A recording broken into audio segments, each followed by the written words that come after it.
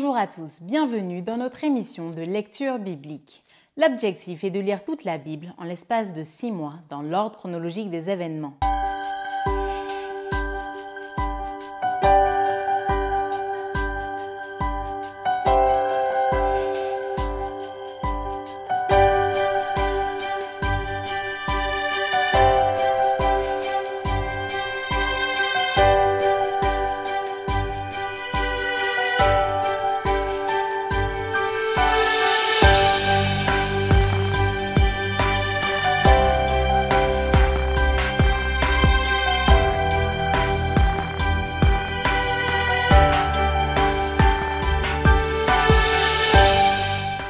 Cette émission vous est proposée par l'Église adventiste du 7e jour d'Évry. Si vous voulez suivre ce plan, vous pouvez cliquer sur le lien dans la description. N'hésitez pas à vous abonner à notre chaîne Évry Adventiste afin de recevoir toutes les nouvelles vidéos de lecture. Et n'hésitez pas à poser toutes vos questions dans les commentaires. Aujourd'hui, nous lirons le livre d'Ézéchiel du chapitre 42 à 45. Ézéchiel, chapitre 42. Il me fit sortir vers le parvis extérieur du côté du septentrion et il me conduisit aux chambres qui étaient vis-à-vis de la place vide et vis-à-vis du bâtiment au septentrion. Sur la face où se trouvait la porte septentrionale, il y avait une longueur de 100 coudées et la largeur était de 50 coudées. C'était vis-à-vis des 20 coudées du parvis intérieur et vis-à-vis du parvis extérieur, là où se trouvaient les galeries des 3 étages. Devant les chambres, il y avait une allée large de 10 coudées et une voie d'1 coudée, leur porte donnée au septentrion. Les chambres supérieures étaient plus étroites que les inférieures et que celles du milieu du bâtiment parce que les galeries leur ôtaient de la place. Il y avait 3 étages, mais il n'y avait point de colonnes, comme les colonnes des parvis. C'est pourquoi à partir du sol, les chambres du haut étaient plus étroites que celles du bas et du milieu. Le mur extérieur, parallèle aux chambres du côté du parvis extérieur devant les chambres, avait 50 coudées de longueur, car la longueur des chambres du côté du parvis extérieur était de 50 coudées. Mais sur la face du temple, il y avait 100 coudées. Au bas de ces chambres était l'entrée de l'Orient, quand on y venait du parvis extérieur. Il y avait encore des chambres sur la largeur du mur du parvis du côté de l'Orient, vis-à-vis de la place vide et vis-à-vis du bâtiment. Devant elle, il y avait une allée comme devant les chambres qui étaient du côté de septentrion. La longueur et la largeur étaient les mêmes. Leurs issues, leurs dispositions et leurs portes étaient semblables. Il en était de même pour les portes des chambres du côté du midi. Il y avait une porte à la tête de l'allée qui se trouvait droit devant le mur du côté de l'Orient, par où l'on y entrait. Il me dit: les chambres du septentrion et les chambres du midi, qui sont devant la place vide, ce sont les chambres saintes où les sacrificateurs qui s'approchent de l'Éternel mangeront les choses très saintes. Ils y déposeront les choses très saintes, les offrandes, les victimes présentées dans les sacrifices d'expiation et de culpabilité, car le lieu est saint. Quand les sacrificateurs seront entrés, ils ne sortiront pas du sanctuaire pour aller dans le parvis extérieur, mais ils déposeront là les vêtements avec lesquels ils font le service, car ces vêtements sont saints. Ils en mettront d'autres pour s'approcher du peuple. Lorsqu'il eut achevé de mesurer la maison intérieure, il me fit sortir par la porte qui était du côté de l'Orient, et il mesura l'enceinte tout autour. Il mesura le côté de l'Orient avec la canne qui servait de mesure, et il y avait tout autour 500 cannes. Il mesura le côté du septentrion avec la canne qui servait de mesure, et il y avait tout autour 500 cannes. Il mesura le côté du midi avec la canne qui servait de mesure, et il y avait 500 cannes. Il se tourna du côté de l'Occident et mesura 500 cannes avec la canne qui servait de mesure. Il mesura des 4 côtés le mur formant l'enceinte de la maison. La longueur était de 500 cannes et la largeur de 500 cannes. Ce mur marquait la séparation entre le saint et le profane. Ézéchiel, chapitre 43. Il me conduisit à la porte qui était du côté de l'Orient. Et voici la gloire du Dieu d'Israël s'avançait de l'Orient. Sa voix était pareille au bruit des grandes eaux et la terre resplendissait de sa gloire. Cette vision était semblable à celle que j'avais eue lorsque j'étais venu pour détruire la ville. Et ces visions étaient semblables à celles que j'avais eues près du fleuve du Kébar. et je tombai sur ma face. La gloire de l'Éternel entra dans la maison par la porte qui était du côté de l'Orient. Alors l'Esprit m'enleva et me transporta dans le parvis intérieur. Et voici, la gloire de l'Éternel remplissait la maison. J'entendis quelqu'un qui me parlait depuis la maison et un homme se tenait près de moi. Il me dit « Fils de l'homme, c'est ici le lieu de mon trône, le lieu où je poserai la plante de mes pieds. J'y habiterai éternellement au milieu des enfants d'Israël. La maison d'Israël et ses rois ne souilleront plus mon saint nom par leur prostitution et par les cadavres de leurs rois sur leur haut lieu. Ils mettaient leur seuil près de mon seuil, leurs poteaux près de mes poteaux, et il n'y avait qu'un mur entre moi et eux. Ils ont ainsi souillé mon saint nom par les abominations qu'ils ont commises. C'est pourquoi je les ai consumés dans ma colère. Maintenant ils éloigneront de moi leur prostitution et les cadavres de leurs rois, et j'habiterai éternellement au milieu d'eux. Toi, fils de l'homme, montre ce temple à la maison d'Israël, qu'ils en mesurent le plan et qu'ils rougissent de leurs iniquités. S'ils rougissent de toute leur conduite, fais-leur connaître la forme de cette maison, sa disposition, ses issues et ses entrées, tous ses desseins et toutes ses ordonnances, tous ses desseins et toutes ses lois. Mets-en la description sous leurs yeux, afin qu'ils gardent tous ses desseins et toutes ses ordonnances et qu'ils s'y conforment dans l'exécution. Telle est la loi de la maison. Sur le sommet de la montagne, tout l'espace qu'elle doit occuper est très saint. Voilà donc la loi de la maison. Voici les mesures de l'autel d'après les coudées dont chacune était d'un palme plus longue que la coudée ordinaire. La base avait une coudée de hauteur et une coudée de largeur, et le rebord qui terminait son contour avait un empan de largeur. C'était le support de l'autel. Depuis la base sur le sol jusqu'à l'encadrement inférieur, il y avait 2 coudées et une coudée de largeur. Et depuis le petit jusqu'au grand encadrement, il y avait 4 coudées et une coudée de largeur. L'autel avait 4 coudées et 4 cornes s'élevaient de l'autel. L'autel avait 12 coudées de longueur, 12 coudées de largeur et formait un carré par ses 4 côtés. L'encadrement avait 14 coudées de longueur sur 14 coudées de largeur à ses 4 côtés. Le rebord qui terminait son contour avait une demi-coudée. La base avait une coudée tout autour et les degrés étaient tournés vers l'Orient. Il me dit « Fils de l'homme, ainsi parle le Seigneur l'Éternel. Voici les lois au sujet de l'autel pour le jour où on le construira afin d'y offrir les holocaustes et d'y répandre le sang. Tu donneras aux sacrificateurs, aux Lévites qui sont de la postérité de Tsadok et qui s'approchent de moi pour me servir, dit le Seigneur l'Éternel, un jeune taureau pour le sacrifice d'expiation. Tu prendras de son sang et tu en mettras sur les 4 cornes de l'autel, sur les 4 angles de l'encadrement et sur le rebord qui l'entoure. Tu purifieras ainsi l'autel et tu en feras l'expiation. Tu prendras le taureau expiatoire et on le brûlera dans un lieu réservé de la maison en dehors du sanctuaire. Le second jour, tu offriras en expiation un bouc sans défaut.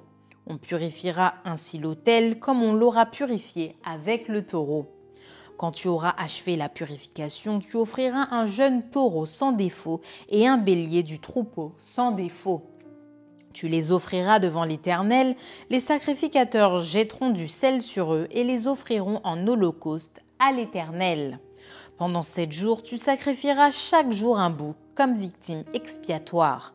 On sacrifiera aussi un jeune taureau et un bélier du troupeau, l'un et l'autre sans défaut. Pendant 7 jours, on fera l'expiation et la purification de l'autel, on le consacrera. Lorsque ces jours seront accomplis, dès le 8e jour et à l'avenir, les sacrificateurs offriront sur l'autel vos holocaustes et vos sacrifices d'action de grâce. Et je vous serai favorable, dit le Seigneur l'Éternel. Ézéchiel chapitre 44. Il me ramena vers la porte extérieure du sanctuaire, du côté de l'Orient, mais elle était fermée. Et l'Éternel me dit, « Cette porte sera fermée, elle ne s'ouvrira point et personne n'y passera, car l'Éternel, le Dieu d'Israël, est entré par là. Elle restera fermée. » Pour ce qui concerne le prince pourra s'y asseoir pour manger le pain devant l'Éternel. Il entrera par le chemin du vestibule de la porte et il sortira par le même chemin. Il me conduisit vers la porte du septentrion devant la maison. Je regardais et voici la gloire de l'Éternel remplissait la maison de l'Éternel et je tombais sur ma face. L'Éternel me dit: Fils de l'homme, sois attentif et regarde de tes yeux. Écoute de tes oreilles tout ce que je te dirai au sujet de toutes les ordonnances de la maison de l'Éternel et de toutes ses lois. Considère attentivement l'entrée de la maison et toutes les issues du sanctuaire. Tu diras aux rebelles, à la maison d'Israël: Ainsi parle le Seigneur l'Éternel. Assez de toutes vos abominations, maison d'Israël. Vous avez introduit dans mon sanctuaire des étrangers incirconcis de cœur et incirconcis de chair pour profaner ma maison. Vous avez offert mon pain, la graisse et le sang à toutes vos abominations. Vous avez rompu mon alliance. Vous n'avez pas fait le service de mon sanctuaire, mais vous les avez mis à votre place pour faire le service dans mon sanctuaire. Ainsi parle le Seigneur l'Éternel. Aucun étranger, incirconcis de cœur et incirconcis de chair, n'entrera dans mon sanctuaire, aucun des étrangers qui seront au milieu des enfants d'Israël. De plus, les Lévites qui se sont éloignés de moi, quand Israël s'égarait et se détournait de moi pour suivre ses idoles, porteront la peine de leur iniquité. Ils seront dans mon sanctuaire comme serviteurs. Ils auront la garde des portes de la maison et feront le service de la maison.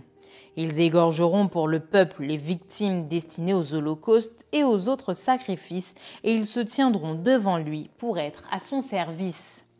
Parce qu'ils l'ont servi devant ses idoles et qu'ils ont fait tomber dans le péché la maison d'Israël, je lève ma main sur eux, dit le Seigneur l'Éternel, pour qu'ils portent la peine de leur iniquité. Ils ne s'approcheront pas de moi pour être à mon service dans le sacerdoce. Ils ne s'approcheront pas de mes sanctuaires, de mes lieux très saints. Ils porteront la peine de leur ignominie et des abominations qu'ils ont commises.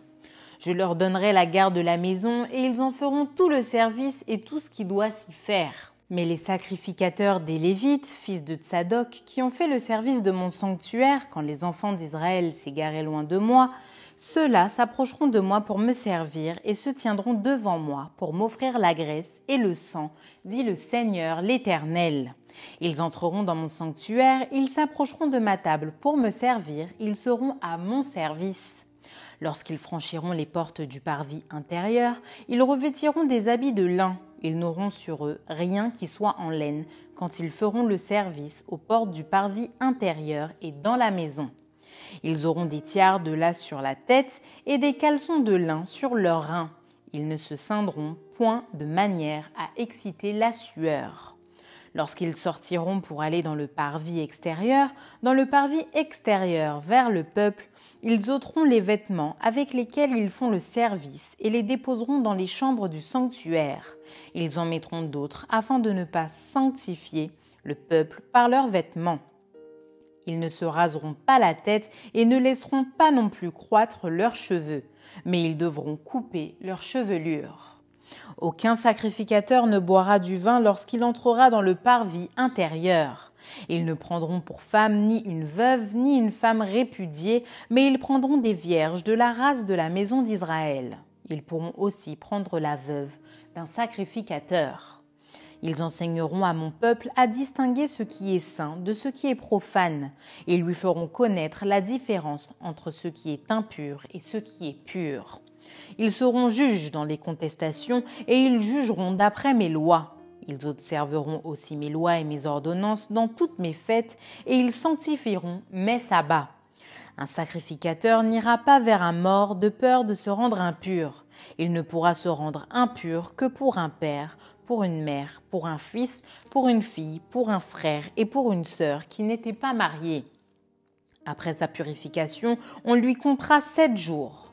Le jour où il entrera dans le sanctuaire, dans le parvis intérieur, pour faire le service dans le sanctuaire, il offrira son sacrifice d'expiation, dit le Seigneur l'Éternel. Voici l'héritage qu'ils auront. C'est moi qui serai leur héritage. Vous ne leur donnerez point de possession en Israël, je serai leur possession. Ils se nourriront des offrandes, des sacrifices d'expiation et de culpabilité. Et tout ce qui sera dévoué par interdit en Israël sera pour eux. Les prémices de tous les fruits et toutes les offrandes que vous présenterez par élévation appartiendront au sacrificateur. Vous donnerez au sacrificateur les prémices de votre pâte afin que la bénédiction repose sur votre maison. Les sacrificateurs ne mangeront d'aucun oiseau et d'aucun animal mort ou déchiré. Ézéchiel chapitre 45. Lorsque vous partagerez le pays en héritage par le sort, vous prélèverez comme une sainte offrande pour l'Éternel une portion du pays, longue de 25 000 cannes et large de 10 000. Elle sera sainte dans toute son étendue. De cette portion, vous prendrez pour le sanctuaire 500 cannes sur 500 en carré et 50 coudées pour un espace libre tout autour.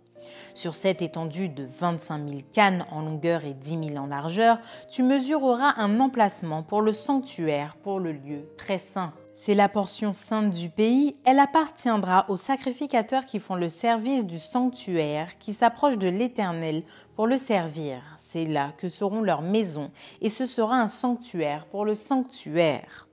25 000 cannes en longueur et 10 000 en largeur formeront la propriété des Lévites, serviteurs de la maison, avec 20 chambres. Comme propriété de la ville, vous destinerez 5 000 cannes en largeur et 25 000 en longueur. Parallèlement à la portion sainte prélevée, ce sera pour toute la maison d'Israël.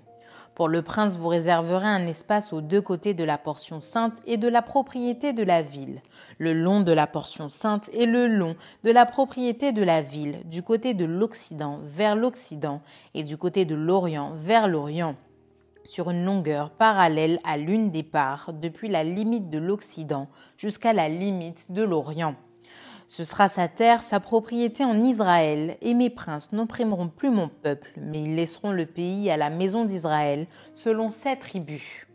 Ainsi parle le Seigneur l'Éternel. Assez, princes d'Israël, cessez la violence et les rapines, pratiquez la droiture et la justice, délivrez mon peuple de vos exactions, dit le Seigneur Éternel. Ayez des balances justes, un épha juste et un bath juste.